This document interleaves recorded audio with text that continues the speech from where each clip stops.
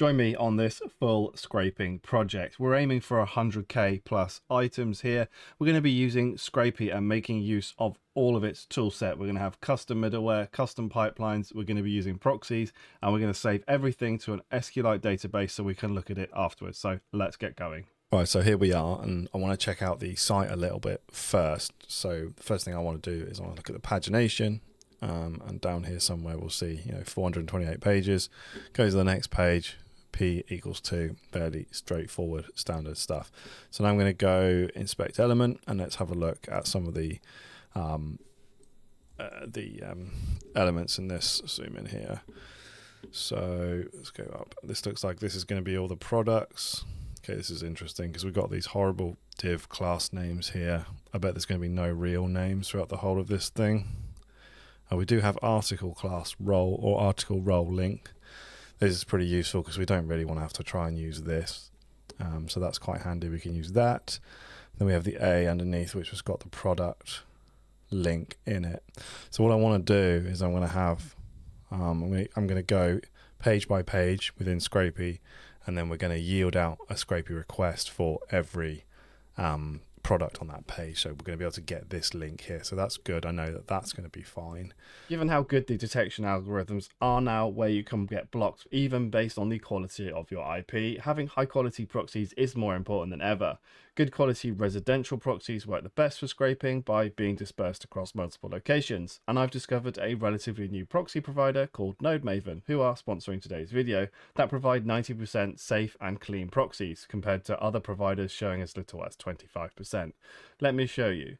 Each proxy has its own quality score, higher being better and lower meaning more chance of being detected. And the easiest way to check this is with a Firefox extension called Pixel Scan, and you can see here that these are all coming out as high. NodeMaven has industry first IP filtering, meaning as users we are only given IPs once they've passed through the advanced quality assurance algorithm, meaning more time scraping and less fuss for us.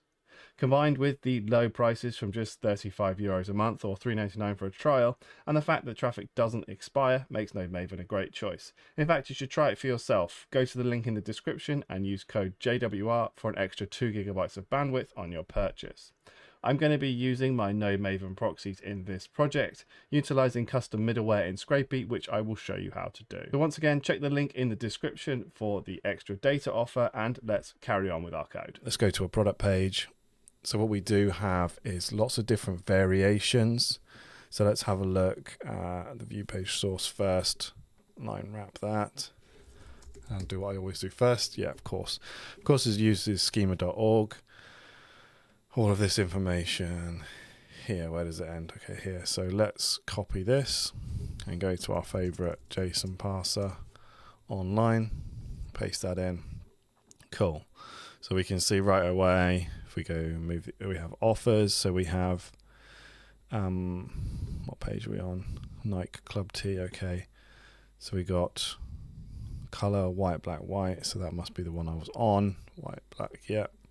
And we should have all the sizes with the prices here and the availability, in stock, out of stock, etc. Okay, so this is going to make my life much easier for parsing. So what we want to do then is on this page, when we get here, we're going to want to go to each of these links. So because if you look at the URL, it changes at the top. And if I go and looked at the view source for this page, the schema would be for obviously the ash and slate color. So we want to be able to get all of these links. So let's have a look here. Yeah, this is pretty horrible. This one might work. Let's copy that and search the page. Yeah, it's in all of them. 104. It's probably more than more products than what's on the page. Yeah, we have these extra ones at the bottom. So we'll have to do something to work through that. Something like, okay, we can figure that out. I'm sure that'll be fine. Okay, so I'm going to start the project now. We're going to do, I'm in my project folder, so we'll do Python 3 -mv mv. So we need a virtual environment, obviously. Let's activate it. That's a shortcut. Source bin activate. Source bin venv activate. And we'll do pip3 install Scrapy. Let's get this going. Okay, scrapey, start project. Let's just call this Salan, like so, and we'll do exactly what it says here. And gen spider.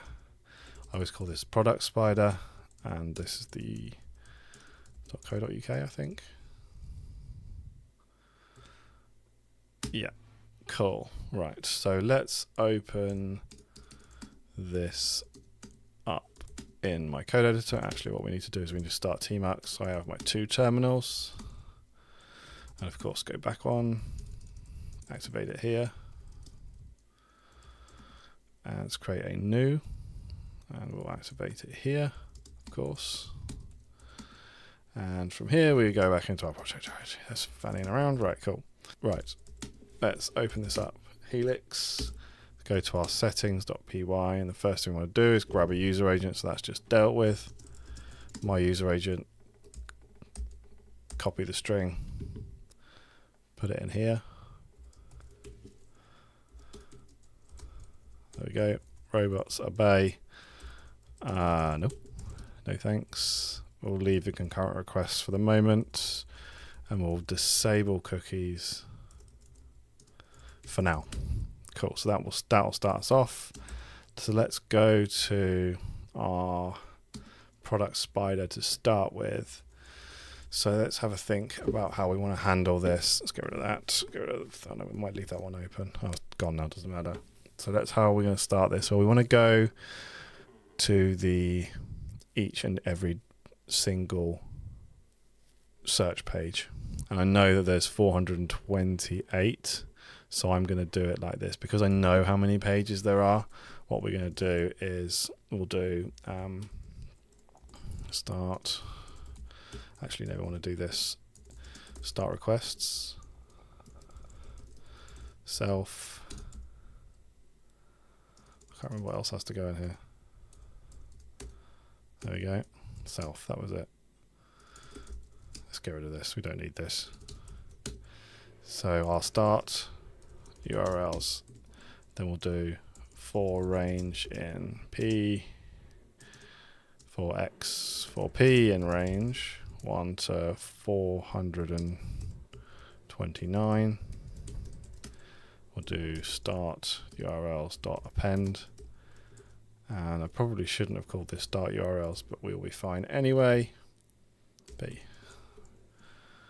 Okay, then we can do for URL in start URLs, we can yield a scrapey.request where the URL is equal to the URL, and the callback is going to be equal to self dot, let's say we're going to call this one pass search page. So I'm basically just giving myself a callback to a function, which I'm going to create here, pass search page self response, pass for now. So this is going to create all the URLs, and then this should go to them, and then this is going to be what happens when we go to them. Before we want to test this, we do want to put our proxies in. So I'm going to go to our middleware. I'm going to come to the bottom here. I'm going to create my new proxy middleware, which I'm just going to call, this is going to be a class, and we'll just call this one custom proxy middleware, and this has the object, yeah. From here, we want to say we want to initialize this, initialize init, and we'll say self.proxy string. It's going to be equal to os dot, I need to import os. So you can, of course, just put your proxy string straight in here, but mine's stored in an environment variable. So we want to say get or os.env, get env, and I'll put in my node maven proxy string here, and then we can basically just inject this into every single one with process request. Let's use the self and the request, and we can then do if proxy not in meta request.meta.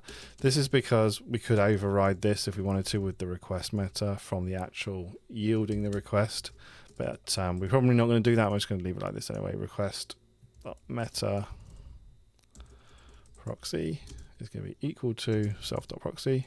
So this basically just overrides the request and it adds the proxy into the meta. So you could do this. You could do this in each and every one, but we're going to be yielding out quite a few different ones. So it makes sense to create your own custom middleware to do this. Now, if we go to our settings, we come to our downloader middleware here. And instead of this, we want our custom proxy middleware like so. Okay, so let's try Scrapey crawl products.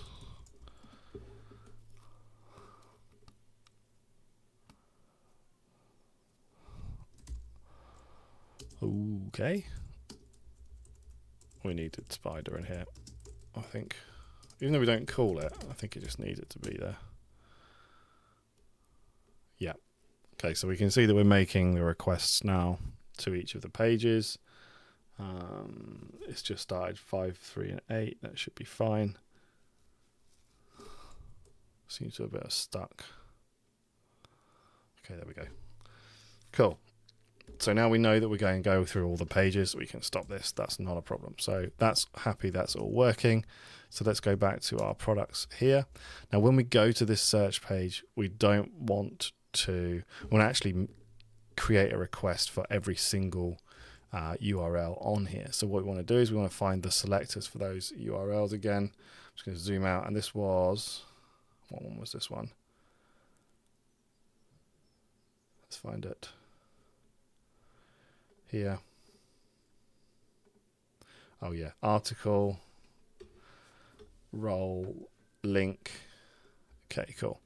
So let's do links is going to be equal to response.css, so we can look inside this. We want to find the article class, but we're actually going to access it by the attribute of role, which was equal to link, and then we want the first a tag from underneath it.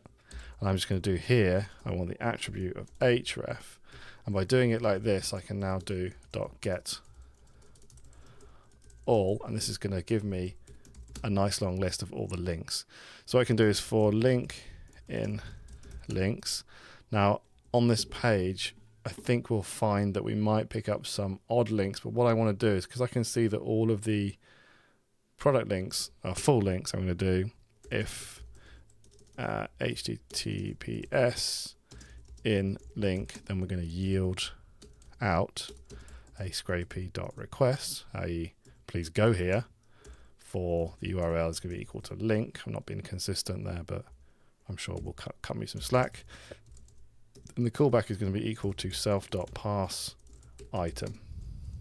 And I'm going to rename this pass function to pass item like so. Right. Article, role, there's link, a attribute href. Okay, so this is coming together. So I'm going to go ahead and I'm going to clear this screen. I'm going to make this a tad smaller. And I'm going to see if we actually visit any product pages here. We should do. Yeah, I can see if them starting to come up here. So I'm going to stop this. Let's have a look. So we should have up here some product pages. Yep. Yep. Cool. So that's working. I'm happy that that's working. So we're basically now going to every search page. We're going to find all the item links, and we're going to go to them. So that's going to leave us with parsing the items. So what I'm going to do first is that I know I want to create an actual Scrapey item for this, because we're going to be able to use the the pipeline, so we need the item class to do so. So now we really want to know what information that we want. So I'm going to talk about this a little bit more now. So let's close this and we'll go to this product is fine, it doesn't matter. View page source, and we'll get that schema up, that page that I accidentally closed earlier, but this one will work just fine. Copy, and we need to go back to our JSON parser. Stick that in there. Right, so the images we're all going to store, that's fine.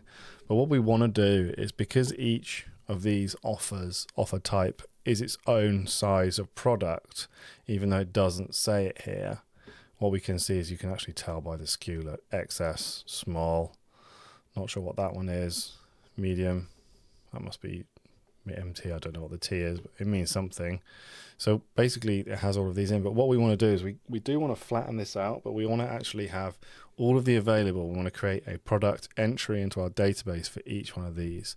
So what I'm going to do is I want to pass all of this data, and then for each one of these I want to add in the extra information as well. So every line has the extra information for it, so it stands by itself. So let's have a look. We want to have the name of the item, so this, possibly, let's close this one for the moment, manufacturer, Nike Sportswear, that looks right.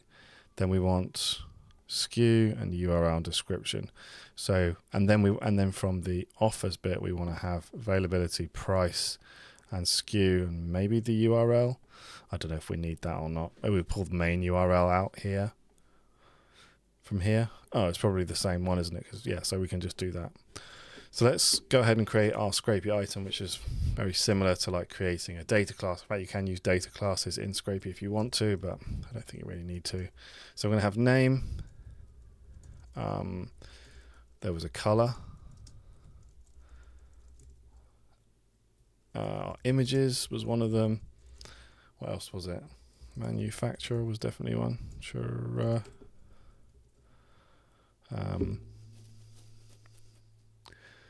SKU, URL, description. Okay. SKU, URL. Oh dear. Description. That'll do.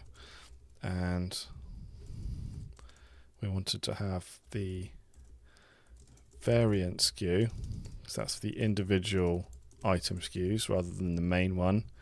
The availability,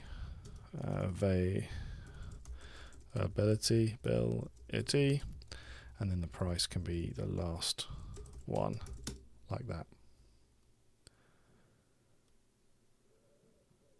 Okay, so that looks about right. So let's go back to our product spider now, and let's get on with this one. So I'm going to say that our item is going to be equal to, oh, we need to import this actually.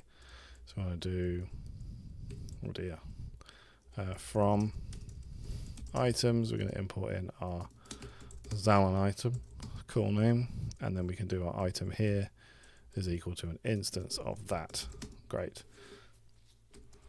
Then our data is going to be equal to response.css, and we need to find this tag here, script application ld plus JSON, of course, script type equals, we need the single quotes here because of the extra characters, ld plus JSON, done this lots of times. Now we can loop through all of the script tags because there's going to be loads of these on this page. So if I search on here, oh, there's only one. That's kind of handy. That's interesting. Normally there's quite a few. All right, that should be all right then. So we can now go, we need to load this. We need to get the text for this, don't we? So we can do, in fact, we can just do this, can't we? Because we know there's only one text dot get. So this is going to get us the text for it. This is going to give us flat text, so we need to change this into JSON. So let's go back to our imports. We're going to import in JSON. So we can do JSON.loads this. Sweet, that should work fine.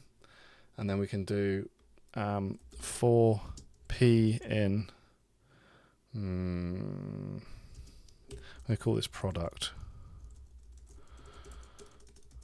So this should be the whole of this product variable now should be storing all of this data here. So we can do for, and it's going to be a dictionary because I've turned it into JSON from a string. So I can now loop through the offers part here. So I'm going to do for p in product offers, let's just print, and let's do it properly. Let's yield p skew. Okay, let's try this.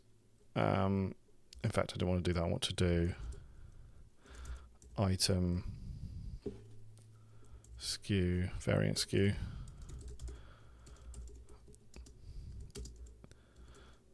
So this should test to make sure our item's working and everything else. So let's see what happens now. See if we get any errors. Nope, that looks good. Here, 43, 44, 45. So that looks right. So we are getting the variant skew. Okay, great. That's good. This was really good, actually. The fact that there was only one of these. Normally there's loads of these script type tags here on the page, and what you have to do is you have to loop through every single one and check to see if it's got the text in it that you're after. But this has made our lives much, much easier. So that's very, very good.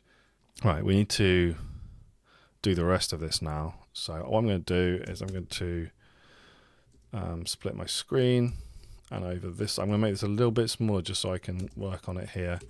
And we'll open our item on this one, and over here we'll do this one so we can see everything. So our item name is going to be equal to, now we don't want to do p.name because that doesn't exist. We want to do product name, I think.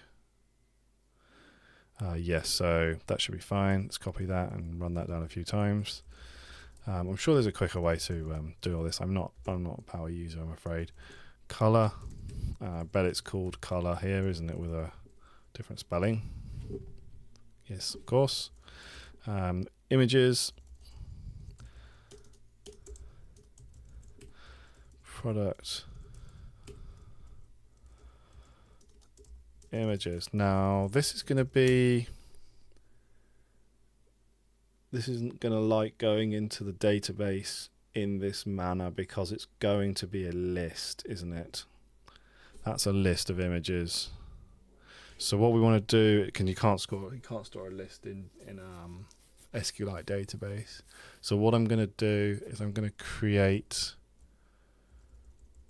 JSON from this list, and I'm going to store it as JSON because this is going to go into our database. So because we can put JSON into our database, and we'll just have it as like a big long string. And if because we don't need to search for images through our database, they're just going to come with the product. So I think that's fine. What else? What's next? Manufacturer. This is basically the brand.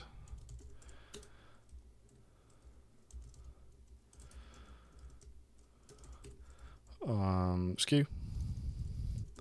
Nice and easy. And URL.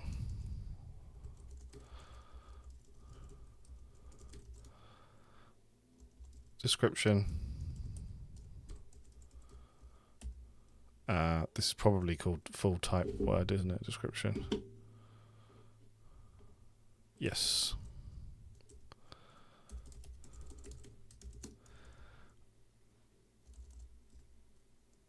Then we got our variant SKU. Then we'll have our availability. Oh, it's just availability. P.availability, right? Because we want to pull this from each of the offers. So availability. Then let's just put this one over here. Price. Lots of typing. I don't blame you if you skipped ahead of on this. Okay, so we should have all of them. 1, 2, 3, 4, 5, 6, 7, 8, 9, 10. 1, 2, 3, 4, 5, 6, 7, 8, 9, 10. Cool. Okay, that's great. So let's go ahead and run this again. And we should have all of the product information now coming past. No, we've got an error. Let's see what that is. Product images.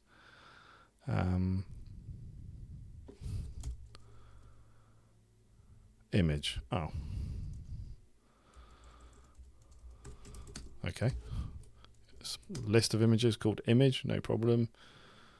So does it work now? Yep, looks good to me. Super.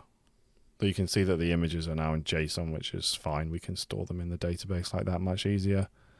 Right, cool. So I'm happy that's working. Right, so from here, what we want to do is we want to think about our... I want to do a little bit of data cleaning. So I'm going to go and create a new pipeline. Here, I'm going to do this as... we'll call this stock available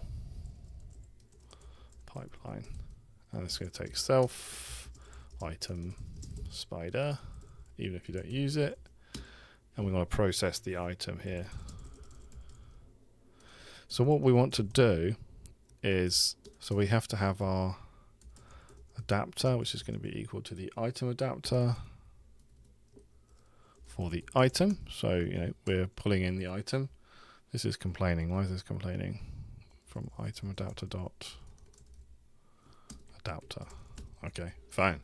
So from here we can actually change things. So we want to say, because what I want to do is, if you look here, it says availability. We've got this. Now I don't want to go ahead and chop this off when I'm pulling it out of the data. I want to create a pipeline to do this so that it goes through that first and this then happens.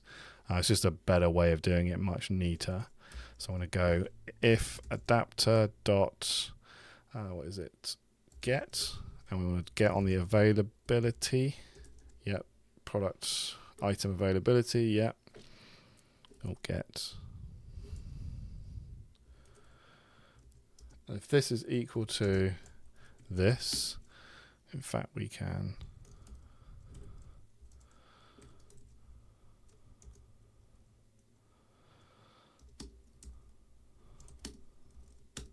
close that now, make this one bigger. So if it equals this, we want to change it. We want to make it our adapter availability. Scrapey items are basically work like dictionaries. It's going to be equal to, I'm just going to change this to in stock like so. And I'm going to copy this and I'm going to put it here. Get rid of the P, and I would say, and if it comes up and says, what is it, out of stock? Is it like that? Where are we? Out of stock. Yep. I'm going to say out of stock. I just want, it's just a, you know, get the idea demonstration, and then we can return the item out of our function once we're happy we've done everything with it that we wanted to. So now I have my pipeline created. It's going to take in this field from every item, see if it matches this and change it to this. If it matches this, it changes it to that. This is a really cool way of manipulating the data that comes out of your items. So if you ever need to like match anything or do anything like that, this is a really good way of doing so. Rather than doing it in your spider, let your pipelines handle that by themselves. So we need to go back to our settings, and we want to go to our pipelines, and we want to do our I've forgotten what I've already forgotten what I've called it. Stock available pipeline. Cool. Stock available pipeline. And we'll put this we can leave that at 300. Okay, so let's run this again now, and we should see the result of after it's been through the pipeline. So I stop this, scroll up. You can see we have availability in stock now. So that will show up at the end because it's gone through the pipeline, it's been manipulated, and then the items come out the other end ready for us. So if you ever wanted to do anything like that, data manipulation, write yourself a little pipeline to do so. Okay, so now I'm happy that we are, let's go back to our spider. So I'm happy that we're going to every page. I'm sort of cheating here. I don't know. I find this is pretty decent way to do this. You maybe want to check and find out how many pages there are before you do this, but we'll leave it like this. This is going to be should be quicker as well. Creating all of our URLs. We're going to go to each search page. We're going to pull back the link for each one, the attributes. Then create a request for them. Come and pass the page. Load up that script tag text into JSON so it becomes a dictionary, so we can then move the data into our item. I've chosen not to use an item loader here. You could do that if you wanted to. I've just decided to do it myself like this. I don't think there's an issue. So now we have that in a nice, neat, scrapey item, which then follows through our pipelines. Okay, so now the long one. Let's go and create our SQLite pipeline. So SQLite 3. We'll put it under here, and we'll call this SQLite and no dupes pipeline. Cool. And then we'll need to initialize this def init, and this is just going to have the so we need self.connection, self.con is equal to SQLite3.connect, because we want to connect to our database, which I'm just going to call products.db. I'm going to dump into our main directory. Then we need self.cur is going to be equal to self.con.cursor, like so. And now we can use the cursor to actually create the table. So we'll do self.cur.execute. And in here, we'll create that. And now we'll have our create table if not exists. Fairly self-explanatory. I'm going to call this table products. Right, let's go ahead and get all the information in that we need. Name. I don't think you need to define what type they are, because SQLite isn't type strict. So I don't think you need to call this images, because that's what it is. Manufacturer.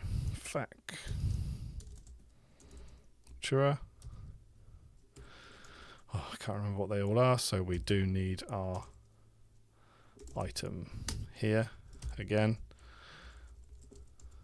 Manufacturer, SKU, URL, description.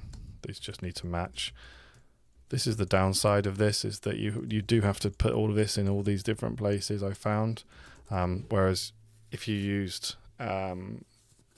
when you use things like Pydantic and SQL, SQL Alchemy, the model then becomes your data class, or your Pydantic model then follows through all of your databases, but we need to map it manually in this case. So that should be fine. And now that's going to do that for us. Okay, so we can get rid of this one now. I don't need you no more. Thank you. So what do we want to do now? We want to create our process item function. So we want to do something with the item. Let's move this a bit bigger. Self item spider. So just like we're doing here, process the item, we're going to do something with the item right here. We're also going to do something with the item, except we want to add the products to add the item to the SQLite database as we go through. We also want to make sure that we don't add in duplicates. So what I'm going to do is, on this, I'm just going to check first. I'm going to do self.cur.execute. And we'll put our SQLite, our SQL string here. We'll have select star from products, where doesn't need to be capitalized. I'm only doing this because that's the way I learned. Variant SKU, I think, is the one that we want to do, because that's going to be the one that is going to be unique to each individual product, right? Variant SKU equals to our placeholder, and this, I think I remember, this needs to be a tuple for some reason. Variant SKU, like so. So if it equals that, we should get a result back. So we can have result is equal to cur.fetch self.cur fetch 1, and now we can do if result. Let's do our spider dot. I'm sure we could do logger 1. Item. I suppose we should put what item it is, shouldn't we? Can we do f strings in this?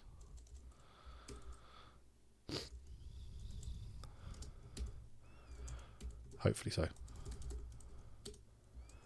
Okay, they'll need to be single quotes.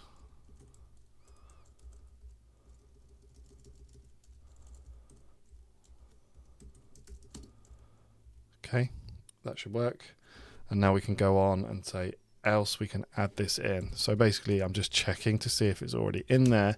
And if it is, we'll get a result. And then we can just say, we can just do that. We can log out that we got one in there already. Else we want to actually add that item. So self.cur.execute. 1, 2, 3, 2, 3, 4.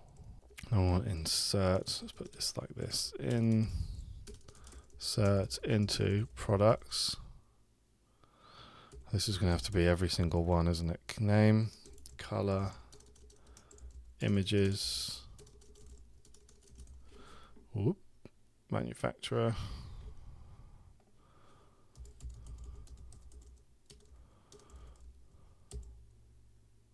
SKU, URL. So this is not exactly ideal, but you only have to do it once, and then you know that it works, and you just don't change it. Variant SKU, price, availability, then variant SKU, then availability.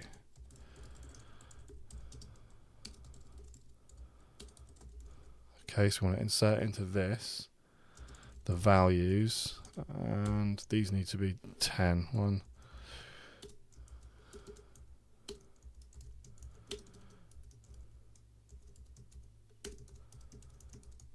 1, 2, 3, 4, 5, 6, 7, 8, 9, 10. It will soon tell us if it's wrong. And then from here, we want to say we want to put these in. Oh dear, what's going on here? I want to put these items in. So our item name. Why is this complaining? I'm missing a comma. There we go. Always one thing. Right. And then we want to do, after this, we want to do self.con.commit and save it. And then from here, we want to return out the item because we are doing something with it and we want to return it back like so. Okay. So hopefully this is going to do it. So what I'm going to do now is I'm going to go ahead and I'm going to just clear this up and we'll try it and we'll see what we've done wrong. I'm sure there'll be something and we'll need to change. Okay, it seems to be working. Let's put a few in there then. Okay, so do we have a products.database? No. And that's because I need to go to my settings, obviously, and have my pipeline. Forgot that. And what did we call it? Stock, no, what did we call it? SQL light node dupes pipeline. What a great name.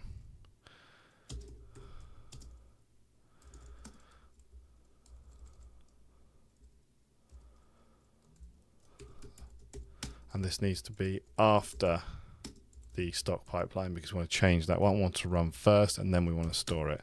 Okay, so now when I clear this up and we run this, we should now get stuff put into our database. Did we get an error? We are getting an error. Let's see what it says. Where is it? Of course. And you've there's always typos and it's just an unavoidable. Is it like this? Oh wow. Manufacturer. Okay, cool. So now we should have a database. We do. So I'm going to remove it because we made a mistake. So hopefully we get no more errors now. We should just have the whole product being put into the database. Still getting an error. Okay, so I must have typed something else wrong. No column named availability, so I've typed availability wrong as well in the columns. Okay, so now that's fixed. Wow, but this is the problem when you have to type things out so many times.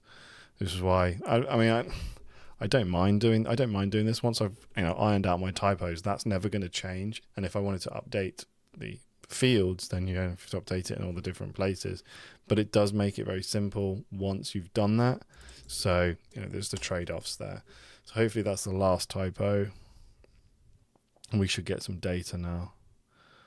Yeah, looks good to me. So I'm just going to put a few more bits in here. Cool, that should do. And now we should have our SQ products.db. What I'm going to do is I'm going to come over here where I've got my DB browser open. Flashbang warning. I'm going to come to my projects and open up the database, and we should have the table, and we should now have browse data, and we do. So what we've got here, and I don't know if I can make this bigger or not, I'll just zoom in on the screen. This is the first load of data that we just got, 182 items, because obviously there are multiple different variations. But we have the name, the color, or what was in the color field, and here's the images, or you can see that we've just stored them as JSON in here, which is fine. Adidas, the SKU, the URL to these products, the description, the variant SKU, and the availability and the price, which is pretty cool. Yeah, so basically this is where we're up to now. So what I'm going to do is I'm going to remove the product database one more time. So we're going to restart it, and we're going to double check our settings. Just zoomed out so I can see it a bit easier. And we're just going to now let this run and see how long it takes. I reckon we should probably be, this could take quite a while, 85,000 products, which will be 428 pages, 85,000 requests. Yeah, it's going to take a few hours, I think, but I think that's okay. We are running on our basic concurrency here, only 16. I think that's fine. I'm going to leave it at that. I'm not going to change it, and we'll let this run now and see where we get to. So let's do Scrapey crawl products. Right, so we left it off when I just started running it on one of the main categories. But what I've done since then is I've actually finished running that, and I decided that it was working well enough, so I hit it with the other category, and you can see here that we now have 165,000 items that we've scraped. This translated to somewhere around 25,000 requests, I think, but I'm really pleased with the way this came out. I've also fixed the fact that my DB browser was not rendering my theme properly, so as you can see, it's no longer going to destroy your retinas just looking at this. But you can see here we have all of these rows, all of this product information, including the links, the images, the stock availability, and the current price, all came from that one place on the website, the schema.json. So I'm very happy with the way this went. Hopefully you kind of see how easy it can be to get this sort of data. You just need to really lean into Scrapey's tool set with the pipelines in the middleware, just to make your life a lot easier, and carry on through like that. And don't forget that you do need to use a good set of proxies when you're doing this. So again, check that link in the description for Node Maven. There's a good deal on there. So that's going to do it for this video. Hopefully you've enjoyed this and understand maybe a little bit more about how I work through and how I kind of get going and understand how I'm going to end up with the code. It was actually quite a short spider in the end, but there was a lot of working out that needed to happen to get to this point. So yeah, thanks very much for watching this video. If you've enjoyed this one, please like, comment and subscribe. It really does help. And if you're still watching this, which I guess probably only about 20% of you are, there's this video here which is similar to this but a bit shorter, which I think you're going to want to watch next.